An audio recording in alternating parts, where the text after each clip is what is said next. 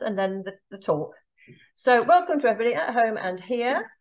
After this, we do have Keith Betton, as everybody knows, speaking about the curlew, saving the stone curlew. All I'm going to say now really is, are there any sightings, any recent sightings that anybody has seen? I will just say that 3,000 birds at least, starlings, have been seen at Dinton pastures. And the pink-footed goose apparently is still around. Large numbers of wood pigeons have been moving south. As far as I'm concerned, they can keep going south, but anyway. 7,000, group of 7,000, another group of 4,000 on 2 separate 1.5 hour periods, which is quite a lot, really. So has anybody seen anything else? What do you think? Oh, yes. Not very recent, but I haven't been here for a year and a half. Right. So I've got a few special birds we've had. Yes. I don't get out very often, and so my only list is our garden list. Right. This year our best garden bird so far has been on the 8th of August, the lesser white-throat. Oh, wow. Which we've only had twice in the last 30 years. You're Fiona, aren't you? And then last year... There's a lady here saying that she has a lesser white-throat. I have to repeat it for the people at home. A lady here says she had a lesser white-throat in her garden, which is quite a nice garden record. And last year our 2 best birds were 22nd of August, a corn bunting. Oh, and in August she had a corn bunting in her garden, August last year. And then our best sighting was 23rd of December last year, our 130th bird for our 45 years in our house, a white-tailed eagle. Oh. Which didn't land, it presumably flew over. It flew over, presumably. It didn't land in the garden. No, it was there for at least an hour. Wow, okay. We're by the Thames, 2 big islands in the Thames opposite us, and it was at the top of one of the trees. Right. Not one of the real youngsters that sort of moves around. Right. I mean, I've actually got my... Okay, well, that's lovely. She has seen a white-tailed eagle on a tree very near her garden or in her garden and sat there for an hour or so. That's brilliant. Yes, a female, probably sort of 5 to 6 years old, not one of the real youngsters. It was, she was almost in full plumage. Lovely, fantastic. Oh, and for the purposes of this meeting, we have got Stone Curlew on our list back from February 2014. Stone Curlew? Yes. In your garden? In the field near your garden. Garden list is what we see from the house of the garden. That's lovely. In the field behind the Fabulous. house. Does anybody else have any art? Yes. There's a juvenile grass on the area between Thames Waters establishment and the Coley Flats. By Thames Water and Coley Flats, there is a juvenile Bobney Meadows. Wow, okay. And there were a couple of curlew flying over there yesterday. And also a couple of flying curlew there, the same place. Lovely. Anybody else? No? Oh, Neil. Well, I missed this afternoon, but somebody else saw was a female merlin on the downs at Compton. Ooh, female merlin on the downs at Compton. But I have compensation, a barn owl on the old railway line at Churn. So at Churn, barn owl on the old railway line. That's lovely. Okay. Yes, we had a merlin very near home a couple of weeks ago. You had a merlin too near your home. Wow, you're a lucky lady. I think fantastic. As long as you lay on tea, that'll be fine. Right, okay. I think now, as would be the usual thing, I will hand over to our president, Debbie, who has very kindly come along to take the meeting this evening. Thank you, Debbie.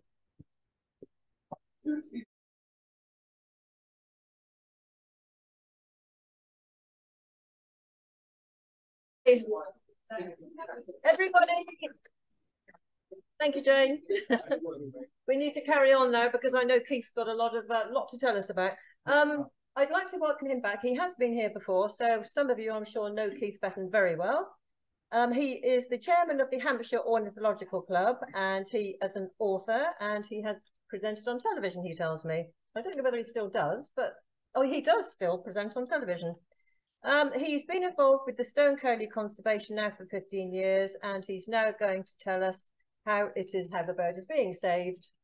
So can we welcome Keith Betton, please? Thank you. If you can turn the lights in a couple of seconds, but give me 1 sec before you do that. Okay. Yeah. Well, thanks very much indeed. It's good to be back.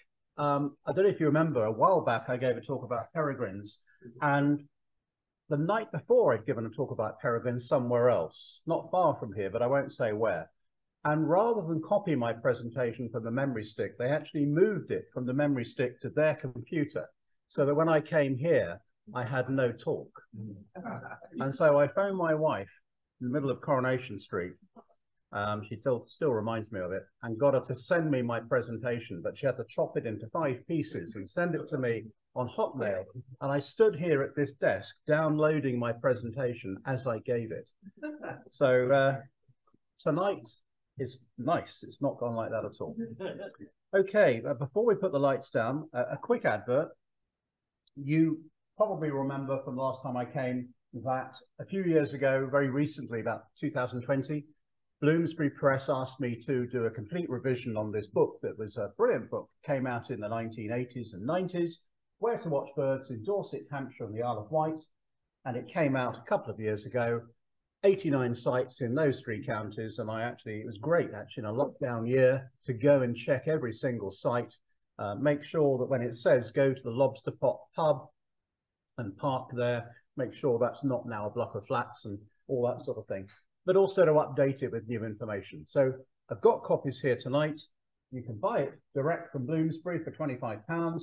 You can get it from me for 20 quid. The ones they have at Bloomsbury Press are not signed, and these are. So I'll leave you to make your mind up. If you want to pay me tonight by cash, or I can give you my bank details, that's fine.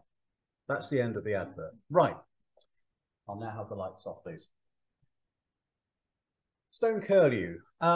There are many types of Stone Curlew around the world, and here they all are. Basically, they are known as thick knees. Thick knees because they have got a thicker knee than other waders, but it's not something you'd ever go around saying, oh, I just saw a thick knee today, would you, in Berkshire? But it is the official name that we're supposed to use, although up the top there, I'm glad to say, it says Stone Curlew. I'll talk a bit about each of these briefly. So this is ours, the Eurasian thick-knee. This is the one we have in Berkshire, and it's got a decent but small population in Berkshire that's quite successful. It is a migratory bird. It spends its winters down in Spain and maybe into Africa, well, definitely into Africa. Our birds may not go as far as that. We just simply don't know all of that. They are resident in Spain and North Africa, but as you can see from the orangey colour, they also breed and summer in much of, well, Western Europe, also Eastern Europe, and indeed into Central Asia. But around the world, we've got others. This is the water thick-knee, which you can see in Africa, and it's very often found near to water. In fact, it can look very much like Stone Curlew, as you can see here. So water thick-knees are in Africa, right the way down to the very bottom, through from the west and the east. So quite a widespread bird. I have to say, if a water thick-knee turned up in Berkshire, I wonder if you would know that it wasn't a Stone Curlew. And similarly, what about this one, the Senegal thick-knee? That's even more like our Stone Curlew.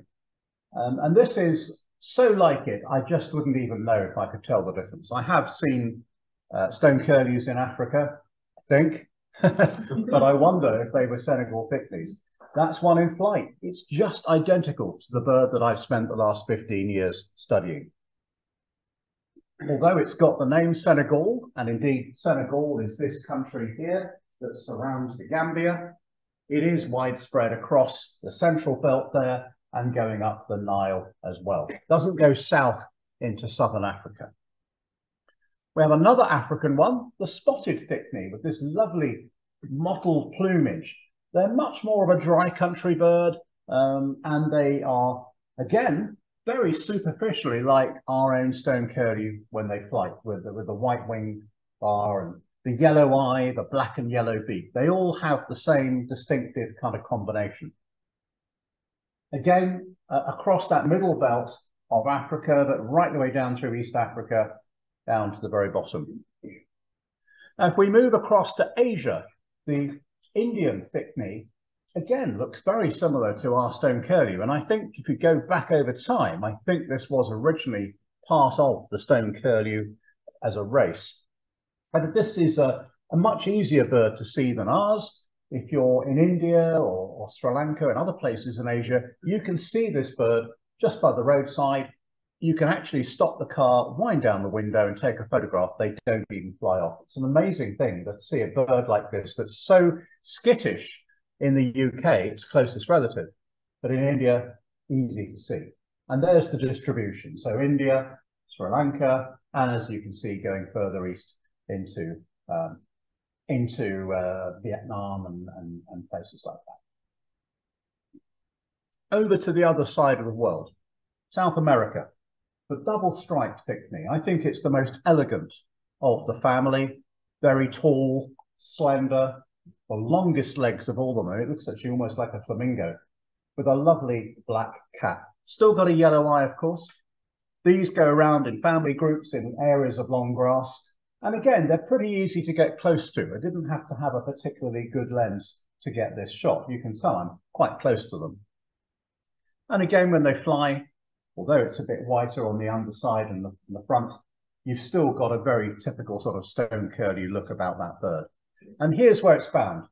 Central America, some parts of the Caribbean, and also into the northern part of South America, for example, Venezuela and places like Guyana. On the coast of Peru, we have the Peruvian thick-knee, which has got a very kind of lovely, fluffy sort of plumage.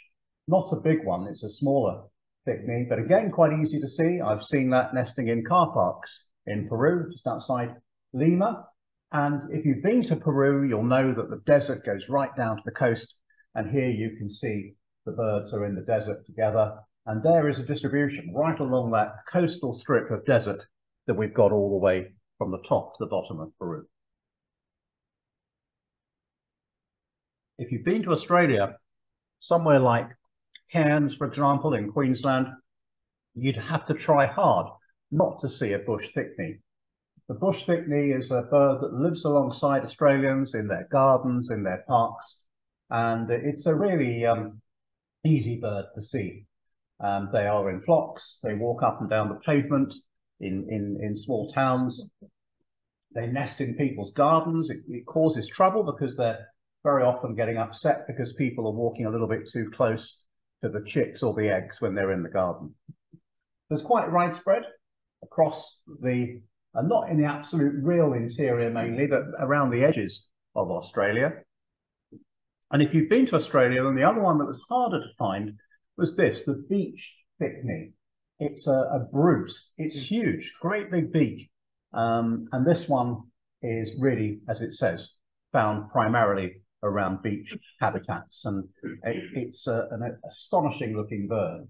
Doesn't even look like a bird, does it? Looks like a sort of, looks like someone's got their AI computer program going and they've managed to create a bird that look outrageous. But there you can see all around the coast of Australia, but also up through Indonesia and further north as well, Philippines and so on.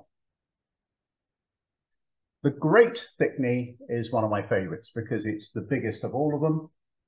I first saw this in Iran on the Iranian coast, but it's not always found in coastal areas. It's found inland as well. Iran is at the very western end of its distribution, actually.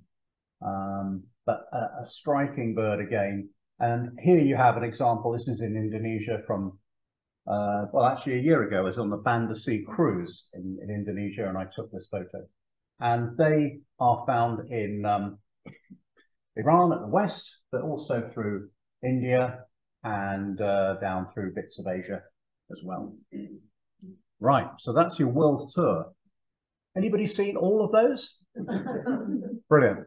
Thought you might have done. I've probably seen most of them with you, actually, haven't I? I have seen all of those. and I photographed them all. So it's a nice thing, nice family to get on your list. But the best one, well, it has to be ours, doesn't it? The Eurasian thickney, Eurasian stone curlew.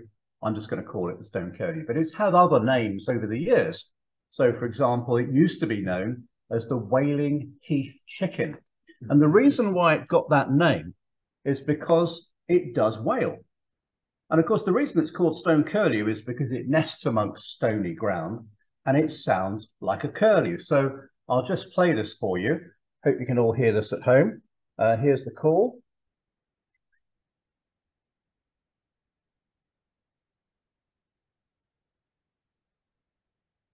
So that's the curlew type sound. They also have a song.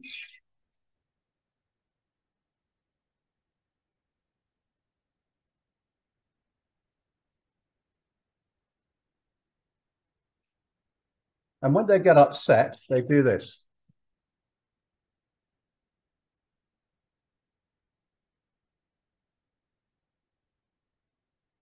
So that's why they're called the stone curlew. People thought at the time when they named them that they sounded like curlews, but of course they're not related to curlews other than being wading birds. And that's a pair doing their display, and when they do that kind of, it looks like me in my Pilates class, but that's basically the kind of movement they do when they're first displaying, and they're making quite a lot of noise. Indeed, when they're making noise, it's the best time for me, because very often they're invisible. Their entire life is designed to be invisible. They are invisible, their nests hard to find, their chicks are almost impossible to find. So when they call, it's great because I can spot them then. So I do a lot of surveying actually at night time, listening for stone curlews calling in areas where maybe they've moved into where they weren't the year before.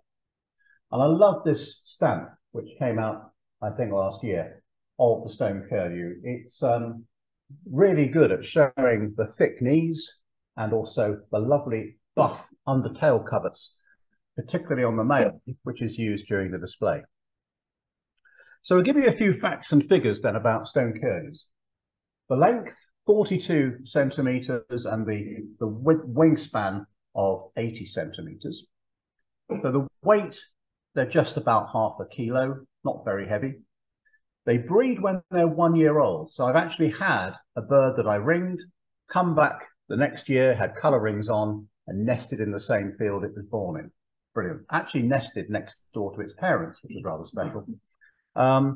And they nest twice in Britain. They nest in April, which is about a month after they've arrived, and then they nest again in July. And that's quite interesting because in places like Spain, where they're resident, they only nest once. And that's probably because in places like Spain, it's just too hot and dry to allow a second attempt at breeding. So hard to find insects when it's so hot and dry. They have 2 eggs. They could just have 1, of course, but it's normally 2 eggs, never 3. And the incubation is 27 days. But the thing I love about this is that when they're actually in the nest, the time in the nest between 4 and 6 hours, the chicks leave the nest right after hatching, really, once they've dried out, and once they've left the nest, they move quite a lot. I actually left the bird, little chick in the nest, 2 of them actually, walked away, came back an hour later, and it had gone. But it had gone about 50 meters already. Incredible. And given the chance, the longest one we know of is 22 years old, the oldest bird. So they have the chance to live longer than you might expect. And I just thought I should put that shot in. There's a stone curlew sort of kneeling down, really, the way they can do that. They do that a lot when they don't want to be seen, because it allows them to get low on the ground without sitting down. One thing that we do find is that we need water for these birds. If they haven't got water, they really struggle. So on a number of the farms I'm working across, which is about 25 farms now, we actually have created small ponds which the farmer fills up. And that allows the birds drinking water. And they will come in from all around that area to drink. The same is actually true of turtle doves. If you put a little pond in for turtle doves, they'll all come in. And they will fly in from nearby farms. So they kind of have a truce around the pond, and they drink, and then they fly back to where they're nesting. There they are flying. They're about the size of a sort of crow, really, small crow. Long wings though, because they've got to migrate quite a long way, and therefore they need the strength. And the other thing is when you see them flying like this, they've got lovely tail feathers with that brown underneath of the undertail. So just to remind you again, that's the range. So just to go through that, if you are looking here, they're resident. Here, they're in the winter, and up here, they're only there in the summer. And it's the only one of the thick-knees to migrate in any way at all. There's a couple that move slightly, but this is the one that migrates properly. And the proof of that is from the colouring that we've been doing. So over the last 30 years or so, 5,000 colour rings, or 5,000 birds have been given colour rings in Hampshire, Berkshire, Wiltshire, and up in the East Anglia area. And from that, we've had a lot of recoveries because, of course, people see birds with colour rings. You'll see a lot of them in France and on the border between France and Spain. That's actually a stopover area where they're actually on the coast on their journey. They don't remain there in the winter. So that's just on the migration. But if you see right down the bottom, this is actually the very top end of Ghana, where a bird was seen with rings. So there will be, I'm pretty sure, birds in between that and the ones in Morocco. But of course, there's nobody living there really, so nobody gets to see them. So I think it's about time we put a satellite tracker on a stone curlew to find out where it goes. The problem is the birds we get to handle are babies, and they're too small to take a satellite tracker at that time. But I think if I ever got my hands on an adult, I might be inclined, if it was in good shape, to stick a satellite tracker on it. So here are the colour rings we use. I'm afraid this stone curlew is not in very good shape. This is one that was colour ringed in Suffolk. And as you can see, we've put 2 rings on one leg and another one on the other, and there's a BTO ring will be on that leg too. Well, the reason it's in bad shape is because it met with my other friend. And this is a female, a juvenile female peregrine in Southampton. And I'm pretty certain this is actually one of the Scandinavian ones, because a lot of Scandinavian peregrines make it to Britain in the winter. If you actually look at the BTO online database for ringing, you'll see that more peregrines come to Britain from Finland than any other country around Europe. So we have these big peregrines. She's already polished off a woodcock. You can see just on the floor there. Plus there's another woodcock near to where I was when I took this photograph. I'm sort of actually put my hand round the corner of the wall with my phone to take that photo. She couldn't see me, she could see my phone. And if she'd seen me, she'd been off. But you can see she's trying to work out what's going on. Anyway, I'm afraid that stone curlew was 10 years old, but it's not a bad life. But it ended up being killed in Southampton. And I think what happens is they migrate primarily at night, as do woodcock. And so as they travel over a city, like Reading and indeed like Southampton, lots of lights, lots of light coming up and shining on the bird, and there's a good chance they'll get spotted. Well, Gilbert White knew all about stone curlews. He wrote about them in the Natural History of Selborne, and he was surprised that some people felt that it was an uncommon bird because he was seeing them when he was out and about. And back in the 1900s, much more recently, they were still up as far as Yorkshire, right up into North Yorkshire, on the grasslands nesting. And they were kept as pets by Victorians. The reason for this is that the yellow eye was thought to be very, very useful. If you had jaundice and you looked into the eye of a stone curlew, it was said that you would be cured of jaundice. But, they apparently were very good house pets, well trained, didn't make a mess, and really, really good. So, and they used to feed them on strips of pork and bread.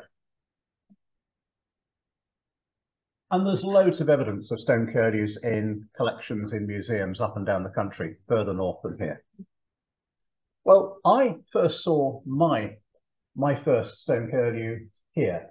Maybe you did too. Wheating Heath in Norfolk in the mid-1970s when I was a teenage birder, and I went up there to see them. I had no idea they were in Hampshire or Berkshire. You know, they were kept quite quiet by those people who were watching them. And at Weeting, they're still there. They're on the downland, which was at that time kept very, very low indeed by the grass was kept very low by the rabbits. The rabbit population is nowhere near as high now, so they're struggling a bit with longer grass. But yeah, that's the kind of habitat that they always liked. Stone curlews were on the downs. But we know what happens with downland. It gets turned into farmland quite often. And also, these days, a lot of people like walking on the downs. So the stone curlew, which is a bird that hates to see people, was not going to be having a very good time on the downs. So he started moving on to places where people didn't go for walks, like Salisbury Plain, because if you do, you could end up dead. So Salisbury Plain and some other farms not far away from the downs is where they've moved to. Now, if we go to the first BTO atlas, late 1960s, early 70s, you can see here the distribution of stone curlew. And if you're a geologist, you'll recognize straight away that's also a map of where the chalk is, where the birds were on the downlands. Move it forward to the most recent BTO atlas, and you can see that has shrunk a fair bit. Just to go back a little bit, it's quite a bit lost. So the range has contracted quite a lot. And what has happened actually is a lot of the downland where they used to nest, they just got pushed off. They weren't able to nest successfully, so they started going on to fields, farm fields. And if you look here at the change map, any black upside down triangle is a place they'd vanished from. Any upright red triangle is a place they'd moved into. And the pink shading is areas where they were still present as before. But just look at the number of black triangles. The range contracted a lot. Let's have a think about Berkshire for a moment, because obviously you're in here. Looking back as far as 2006, and then to the most recent rare breeding bird report, which was published in British Birds last week, you'll see that the numbers have gone from about 9 up to a high of 12, and they've mainly gone down. So again, a good example of how they have suffered a bit, probably from farming activities, but also from people, you know, disturbing them. So here's Hampshire. And in case you're not familiar with Hampshire, you know, Basingstoke's up here, Southampton down here. So you can see this is from the most recent. Yeah. For the people at home, if you could use the mouse to point to things. They can't see you, obviously. Can't see me. The mouse on the computer? On the computer. Oh, okay. Which is on that screen. It's bottom. On the screen that the big screen. On the big screen. Where's You'll be able to see it on that behind you. Have no idea where the mouse is. Oh, okay. So if you look behind you, you can see the mouse there. Oh, yeah. Right, with you now. Okay. Oh, wow. I need a training session in this. Right, so here we go. Oh, I like this. I do this now all the time. This is roughly where Basingstoke is around here. Okay, so here's the river test. Okay. Yeah. So anyway, you can see here we have put the distribution centrally in each 10-kilometre square. So this is the most recent distribution of the stone curlew. You can see it's a very powerful population up in the north. It's about 30 pairs. This is the change map between the early atlas and the most recent one. And you'll see how all the areas of red are showing where they've disappeared from in Hampshire. So they've disappeared from 40 tetrads. They've moved into 15 tetrads, and they've been permanent at 16. So you can see there. Big losses in the south of the range, but a huge increase actually just around that Basingstoke area. And what we've done is we've managed to concentrate the stone curlews into areas where we want them to be.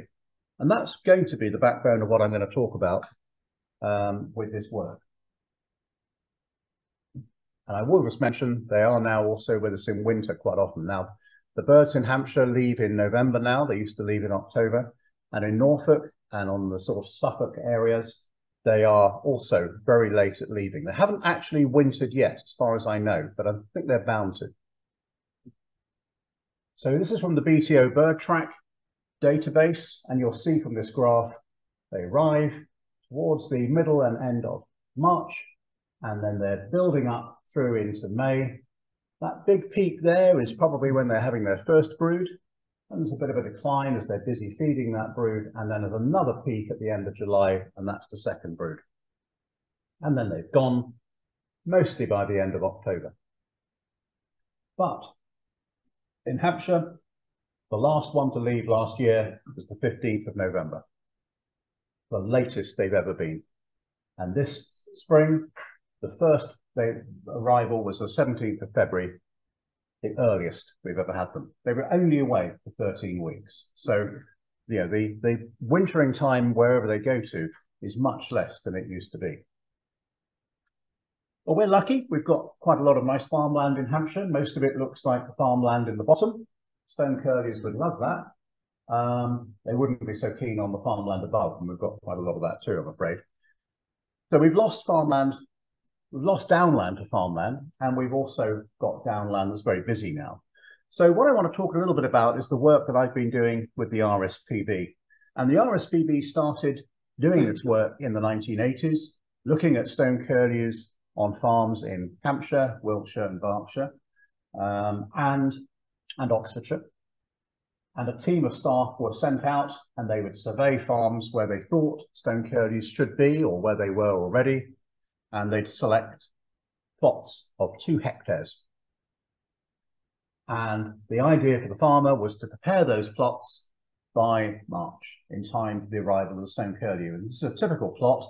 You'll see it's got a buffer down the middle of grass, and that means that if the birds nest on the left-hand side, then the farmer can get into the right-hand side and go around cultivating it, getting it ready for their second brood. Or indeed, if they fail on their first brood, they can quickly move into cross. So that's 2 hectares, 1 hectare each side. And you've probably seen things like this in the countryside when you're going around. Now, you've got to prepare them twice. You have to go back a second time, because if you don't, you end up with a plot looking like this, and it might look nice to you, lots of nice arable plants, but poor old stone curlews, which I put a red ring round, are struggling because the vegetation is a bit too high for them. And they don't want to have high vegetation because there's a chance they could get attacked by predators. So we want to have lightly turned soil like this, not great big divots and you know, deep ploughing. We want it nice and light, and preferably with a buffer like that. And what will happen is in April, they'll start displaying. This bird on the left is the one that I ringed, that then came back the next year to nest in the field that he was born in. And here they are displaying to each other. Very soon after that, they'll be looking around for somewhere to nest and checking. You can just watch them looking at picking up little stones. So this bird on the left is actually picking up small stones, which it's going to put into a little circle to make the nest. And then within a week or so, they will have the nest arranged. Now, this bit of video I'm going to try and play. It shows you a bird coming back to the nest, and I want you to watch how it sits down. It doesn't just plonk itself down. It actually sits down and does a little jiggle as it goes. So it's going to come in. Here it is. Wait for the jiggle. There. And it's now maneuvering those eggs so that they are in contact with the brood patch. Both male and female stone curlews have brood patches. Quite a lot of birds, it's only the female, because the female does all the nest maintenance, but it's actually equally shared between male and female stone curlew, which is really helpful, because it means that when I'm watching a bird in a field, an off-duty bird, chances are within an hour it's going to walk over to another bird on a nest, give it a peck on the back, that one will get up and they'll change over. And that's what that bird will be sitting on. A little platform made of stones, and that is to stop the eggs getting stuck into the mud. It's keeping the contact only between eggs and stone and not mud. Now, I mentioned we have 2 broods in the UK, but what I forget to mention is there was an exceptional case in Germany of 4 eggs in one nest, and it seemed that 2 females were sharing a nest. but it was a disaster because they just couldn't keep the eggs warm enough, too big. So we're dealing with the farmer. We find the nests. There's a team in Hampshire of 10 that do this. We're now, all of us are now HOS volunteers. The RSPB's finance ran out for doing Hampshire, so we offered to take it over, and now we do it all. But the RSPB, I believe, looks after Berkshire. So we mark the nests. Now, we used to put canes in like this. The trouble is, if you put one of these each side of the nest, say 5 meters apart, away from the nest, carrion crows work out really quickly that actually there's going to be some eggs in the middle. So we don't do that now. We have to find more clever ways of doing it. And frankly, GPS is much better than canes. But it is quite useful if the farmer needs to know where they are, because, you know, they are quite hard to see, aren't they? These eggs, they are there. For those of you at home, I'm going to now move the arrow. If I can work out how to do that without falling over. You need to move it to the right to get to the second square. Oh, gosh. I didn't have a training session on this. There you go. Eggs. I won't do that again. I'm not left-handed. And the other problem we have is, as I say, you know, they're nesting sometimes on plots that we've designed. The farmer gets paid for those plots. They get paid about £800. And for that, they have to cultivate it twice during the year and obviously agree to do whatever we ask. But they sometimes, these stone curlews now, because there are so many of them, we've done quite well, they actually now nest in fields where the farmer isn't part of a scheme. And it's entirely down to goodwill that the farmer allows them to nest and agrees to our request to maybe deviate the tractor a bit or move the wheels of the tractor. Now, in a situation like this, I have had farmers say, I'm not moving my tractor for that bird. I want nice straight lines on my field. So, simple answer, take a photo of the nest, lift up the eggs, let the tractor go through, make the nest again. It's only a few stones after all. Put the eggs down the way they were before, and every single time I've done that, the birds have come back. So you don't have to lose too much sleep over it. Now, it's quite important also to be able to tell the farmer when these eggs are going to hatch. And if you watched Spring Watch a couple of years ago, you'd have seen me and Chris Packham out in a field doing this on one of my plots in Hampshire. And I weigh the eggs and I measure the eggs. Now, if I measure the eggs, I know what the contents of the eggs should be in terms of volume. And the volume weight will reduce every day until that bird is born, because the bird is using up the yolk and every day the egg gets lighter. So if I have a certain size of egg and a certain weight, I can tell you how many days are left before that egg is going to hatch. And that is vitally important, because if a farmer is running up and down with tractors nearby, I can say, you've got 5 days before you've got little chicks. And that means if there's an important job to be done, we can schedule that work to be done early so the chicks are safe. After that point, if it's on a farm where, you know, they're not part of the scheme, then, and therefore they could do whatever they like, I get them to give me a call. If they need to go around the field with a tractor, maybe to spray or something, weed killer, I will go and find the chicks, take them off the field, phone the farmer, they come in and do the work, and then half an hour later I put the chicks back. Brilliant. If we didn't do this, these chicks would die. And there are a couple of chicks on the ground, and for the benefit of the people who are at home, if I can do it again. Actually, people at home can probably see this better than people in the room. I mean, I definitely don't need, I'm not going to do that because I can't do it. Right, but anyway, they're at the bottom left. Stone curlews are very sharp. They actually have great eyesight, great big eyes, because they spend a lot of their time feeding in the twilight zone. And they are watching all the time for predators. So whereas lapwings will allow their chicks to wander around, you know, all around them and on the grass, stone curlews don't do that. They hide their chick under a thistle. They'll then go and get some food. They'll then look for kites and buzzards. That's probably what's happening here. And then they'll walk to the chick and feed it. And they're brilliant parents, and they're really cautious. As soon as they see a predator, they drop down, and then they might actually go down onto the ankles. They do struggle though. They've got all kinds of threats. Here's one doing its best to see off a sheep. The sheep would be delighted to have some nice stone curlew eggs to eat. They're quite big. They're almost the size of a hen's egg. So stone curlews are good at getting rid of sheep. They're good at getting rid of rabbits, although I don't think rabbits will do any harm. But it is actually important that they're able to do all this. And one of the things they do struggle with is avian predators. We have real problems now with buzzards and with kites because there are so many now, as we know, both here in Berkshire and in Hampshire. So one of the things that the RSPB has been doing is diversionary feeding, where you go and put things like day-old chicks, which you can go and get from the farm, and dead day-old chicks, and you can put these out on the ground in the same place every day. The red kites come along, they'll feed on those, or they won't feed on them, they'll just take them away and feed their chicks. And because they're territorial, they won't allow any other red kites in. They'll just have that as their feeding area. So you can actually stop them from taking all your lapwing chicks and taking all your stone curlew chicks. So that's a very good method. And there's a scientific paper published last year about this. But with a bit of luck, we haven't had a disaster and we've got chicks. So here's one chick. Sometimes they divide up the chicks between the parents. So one will take a chick away and the other one will take the other one. And I've even had a situation where the female has given both the chicks. Sorry, no, female's given one of the chicks to the male, or maybe it was only one chick.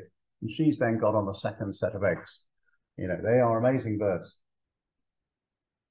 And here's the adult with the chick. Chick already looks like a stone curlew, doesn't it? I mean, you can tell that's a stone curlew.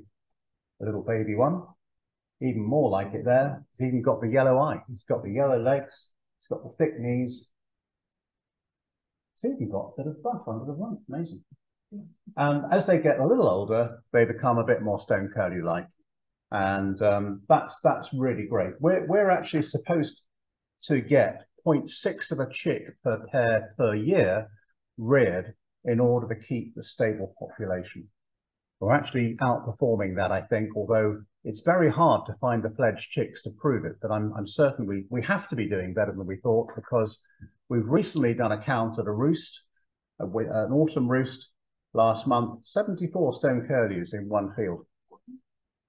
And they will all be the local population. So I don't know how many chicks were in there, but I'd imagine it was something like, with that sort of number, it'd be something like 25 pairs maybe, and about, 20 or so chicks. And here's an adult on the right with a couple of chicks. Now you can see now the chicks are looking even more like stone curlews, but they're a bit more puffy around the face. That's the thing to look for, sort of puffy face like this. And here's a chick that's hiding. What they do is they will just go to ground and you then have to look for them. And it's an amazing experience to do that. You never forget the first time you do it.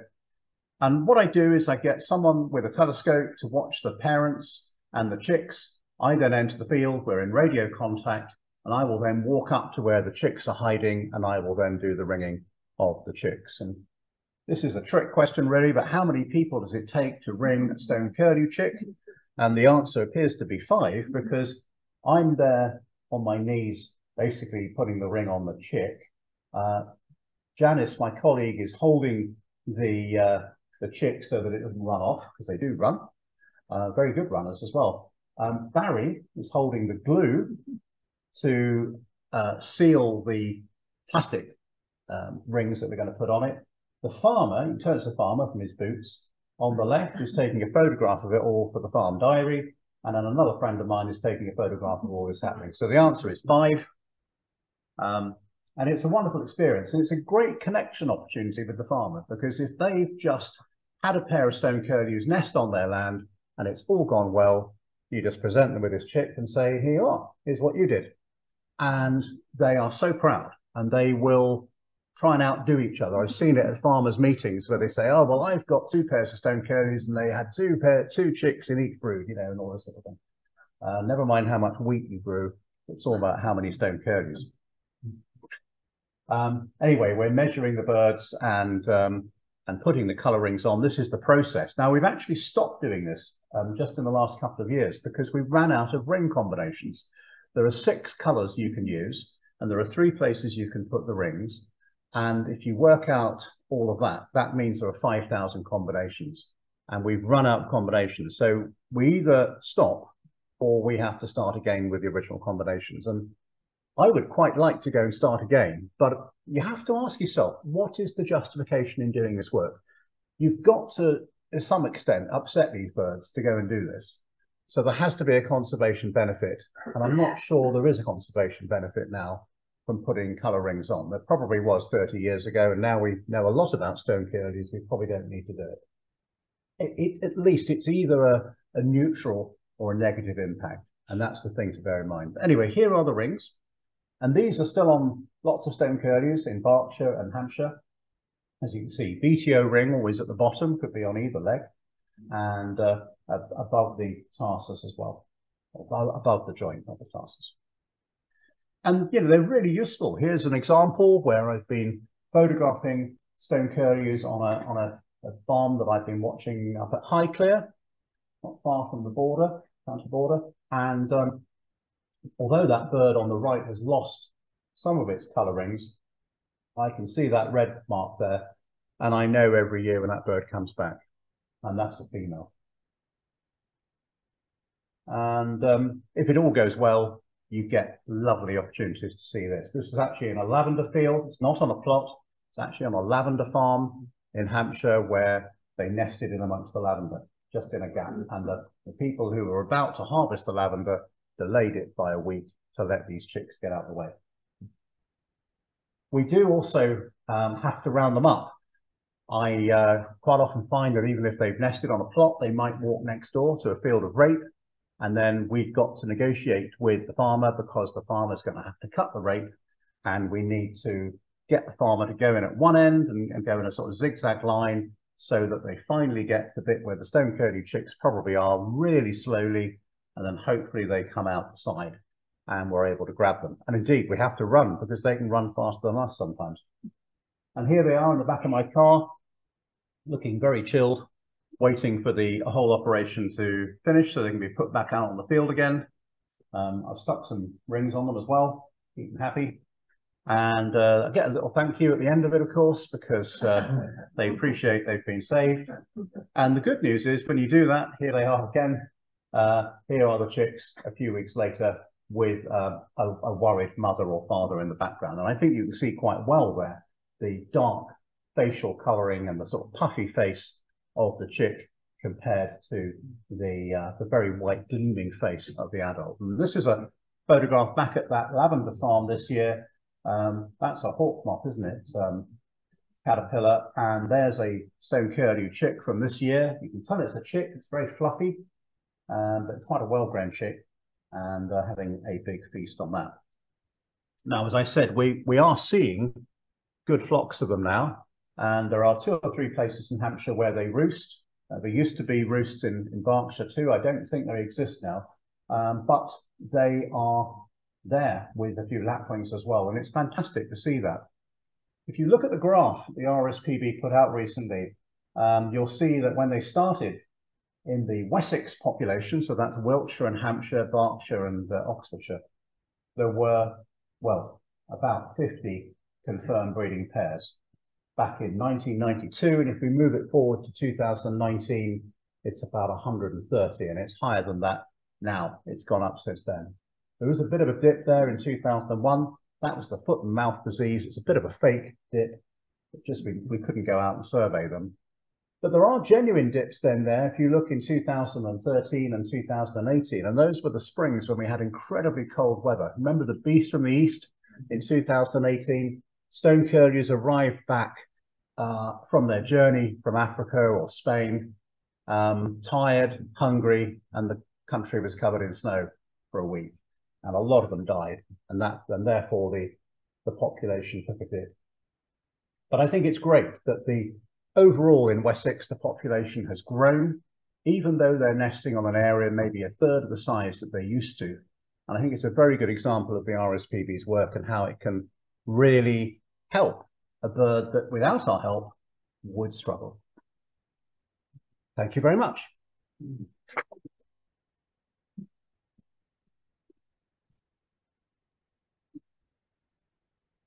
I'll happily take any questions you may have. And are you going to check the chat? See, because I see there's a chat on there already. Someone... Okay, if someone could check the chat, then we can do it. Right, over to you. Just a quickie. I'm aware of a site in West Berkshire where you can sit down and have a cup of tea, and quarter of a mile away is one of these pastures. Was that successful, do you know? Oh, I don't know where you're meaning, but there are... I can tell you. Yeah, well, we don't talk about the actual Berkshire sites, I don't think, openly, but I mean, generally, they're west of Goring, that sort of area. Between Goring and the A34 has that. And those birds, as you saw from the figures, that they did take a bit of a dip, but they've also gone up. And I suspect the dip wasn't really a real dip. There were 1 or 2 years where volunteers or staff weren't able to go out, and therefore it's a bit of fake news, because I think it's pretty standard throughout. I can see you're nodding there. Yeah, one of the things was when Nazis had nicked some of our best downland in 1974, the Stone Curlews move around in that area, and some don't recognise the 1974 boundary changes and go over. That's rotten, isn't it? We don't. Yeah, but you get our gooseanders though, don't you? So. Oh, I think that's true. But all fair in love war. But yeah, in Hampshire there are 2 areas where they nest, and I can be very open about that. So basically, just if you took a triangle between Newbury down to Overton, Newbury, Kingsclear, Overton, Whitchurch, back up to Newbury. It's a sort of square. There's a lot in there. There's about 15 territories in there. And about half of those are not on plots, because there are plots for them, but they've actually moved on to other land because we've got too many Stone Curlews now for the number of plots, and I've got to get Natural England to negotiate more plots with farmers. This site I'm thinking of, is actually been prepared. You can see it your earlier slides. It's been all prepared for Stone Curlews. Yeah. I just wondered if you knew it. I don't know, but my guess is it will have been, because if it's been prepared like that, it'll be prepared for a good reason. And if they're given a nice plot, Stone Curlews will go for it. They know, especially if they were born on a plot. Yeah. Question. One thing noticeable was what used to be an area at Cranbourne Chase land on the sort of Pants, Dorset, Wiltshire area. Martin Down, for example. That area. Well, do we know why they've gone from there? Yeah, so the question there was about Martin Down and the Cranbourne Chase area, where there used to be a few, and there was this famous pair at Martin Down, which was a sort of sacrificial pair everybody went and ticked every year. It got down to being 1 bird. There was only 1 pair, so if you go from 1 pair to 1 bird, that's the end of it, because that bird has to go off. And that's what happens. You get populations that, like an island population, they just don't manage to replace themselves, and that's it. They've stopped nesting in Dorset, but good numbers in Wiltshire, and as you can see, good numbers in Hampshire, but further north. So the second area in Hampshire where they are is basically from Stockbridge down into the Wiltshire area, so there's quite a lot there, mostly on plots that created. You have a question? Yes, from Zoom. Oh, yeah. If they are protected birds, how can farmers refuse to ensure their machines don't go over them? Well, that's a very good question, isn't it? Because if you actually intentionally kill a Schedule 1 bird or destroy its nest, you would be in breach of the law. Well, if they did do that, I'd have the police round there the next day. So, and I think they know I would, so they don't. But I'd rather work with them on it. And it's much easier for me if they're really being difficult about it, because I can see you don't want to have a wiggly line in the middle of your nice ploughed field. Let's say, you're not going to sleep very well that night, are you? If you've got a wiggly line. It's easy to take the eggs up, and it works. So to keep everybody on side, I do that. And give you another example. There's a turf farm in Hampshire where occasionally Stone Curlews nest on the turf that's been nicely grown for somebody who can't grow their own. And they say to me, we've got to lift this turf next week, and we've got Stone Curlews nesting. Go in, lift the eggs, they take the turf, make the nest, even though it's on bare ground, not on turf, and they'll come straight back. So, yeah. I think the secret working with farmers is to make it clear to them you're not going to start telling them how to run their farm. A lot of farmers I meet a lot, are terrified that people like you and I are going to come onto their farm and say, oh, you shouldn't do this, you should do it this way. And that's the way to lose a relationship with a farmer. The way to go in is to work with them on the way they work. And the next year, that guy with the tractor will be so delighted that he had Stone Curlew chicks, which he could show his kids and whatever, and they could all look at them. They'll probably even not plough the fields. I saw a hand go up. Debbie. Could you say something about the diet of the Stone Curlew? What do they eat? And can you also explain? I didn't quite understand the two plots with the central reservation. Okay, explain that. One of those in Berkshire. They do exist. Yeah, they do exist. Do they? Yeah. Right. So for the benefit of those people at home, the first question is what is the diet of Stone Curlews? And the answer to that is they eat a lot of worms, and they dig around, and they can look at a bit of ground and think, well, I'm not going to find anything here, and then up comes a long worm, and they really go for those long worms. Smaller crustaceans and things like that. So it's all insects. In terms of the field, the question then for Debbie was the two sides to the plot. How does that work? Well, you've got a left side and a right side, and they've got to choose. They're never going to nest in the buffer, so they're going to choose to be on the left or the right. Now, if they've chosen to go on the left side, then when they're nesting and they've settled down and they're on eggs, you can actually go into the other side with the farmer, and he can put his tractor up and down, and there's no risk of crushing eggs or chicks. And as long as it's done quickly, the Stone Curlews won't mind. That means that right-hand side is going to be beautifully turned over. There won't be any weeds. If they fail with their first nest, then they can very quickly move over to that new side if they want to, or stay where they are. But for sure, with the second brood, which might be about another month away, the left-hand side at this point will now be full of weeds. The right-hand side won't be. So it's basically keeping the field in its best condition by dividing it up. Not all farmers do that. Some just have a field and that's the end of it. I know one farmer who's an absolute star who waits for the Stone Curlews to nest, and then he puts his crop in around them. So they get first dibs on where to nest, and he doesn't know. And that is great.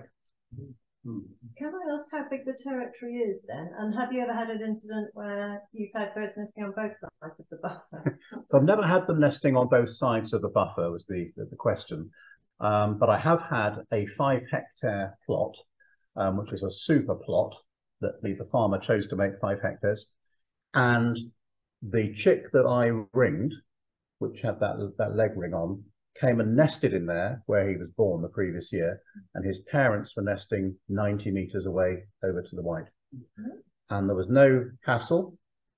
You kind of expect the two males to be sort of striding up and down, seeing each other off. None of that was going on.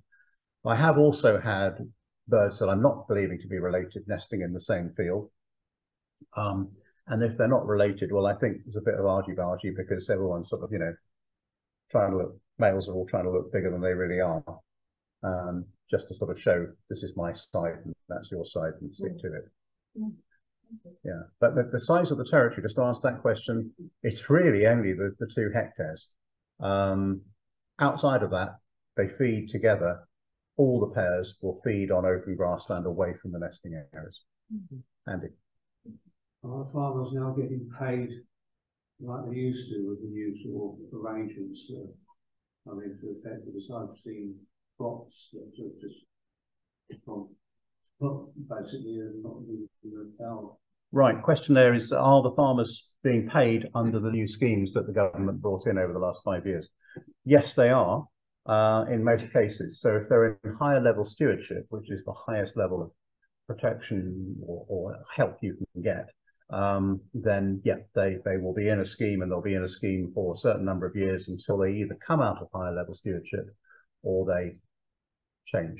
I'm not aware of any plots in my area that have disintegrated, but farmers do sometimes come out of this and choose not to be part of it anymore because there's a lot of paperwork involved, and the Rural Payments Agency quite often comes along and fines farmers for doing it differently to the way it's been described, and then they lose interest in it. I've got quite a few farmers who choose not to be in any scheme, They've made quite a lot of money from their farm. They like wildlife, but they don't really want to be, you know, kowtowing to Whitehall people from Defra in order to get a couple of £1,000 here and there. They'd rather just actually do the things themselves. So I've got a few who will put in a plot on a field that's, for example, not got very good take up of crop, and they're very happy to do it without being paid. Well, I think that you and your colleagues should be congratulated for the work you do, and likewise in Oxfordshire, as Roger Wyatt.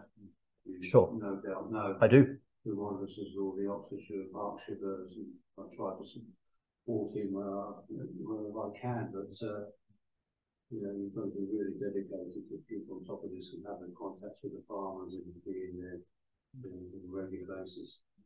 Yeah, I mean, I've got a friend who's a doctor who does it, and you know, he was saying that in his life as a doctor, he's probably saved 4 or 5 lives through his career. But working with Stone Curlews, he saves lives every year. Are there any more quick questions? Well, there's just online around saying, thank you, Keith, for the lovely talk. Would love to accompany you when you go ridding Stone Curlews next week. Ah, right.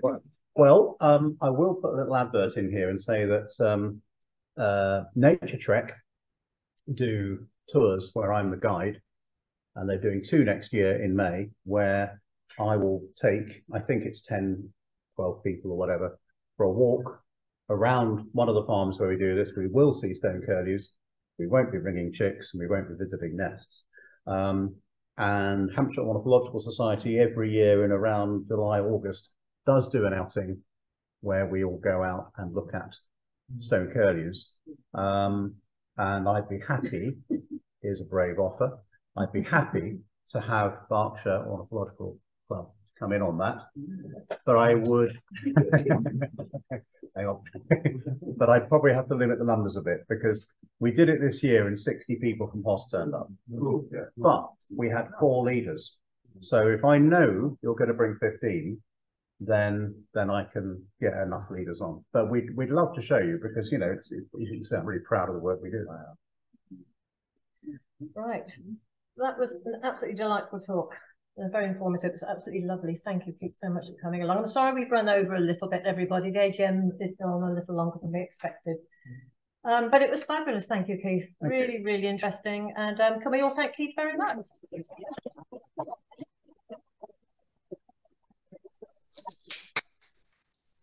And if you want a book, I've got some here. I'm happy to sell you. Don't forget, in 2 weeks' time, we have Mike Coker telling us what the difference is between Betton and a Curlew, if you don't know. So that's 2 weeks tonight. And also, 1 or 2 of us are going for a drink over in Park House after this, if anybody would like to join us. Okay, thanks very much, everybody. Good night.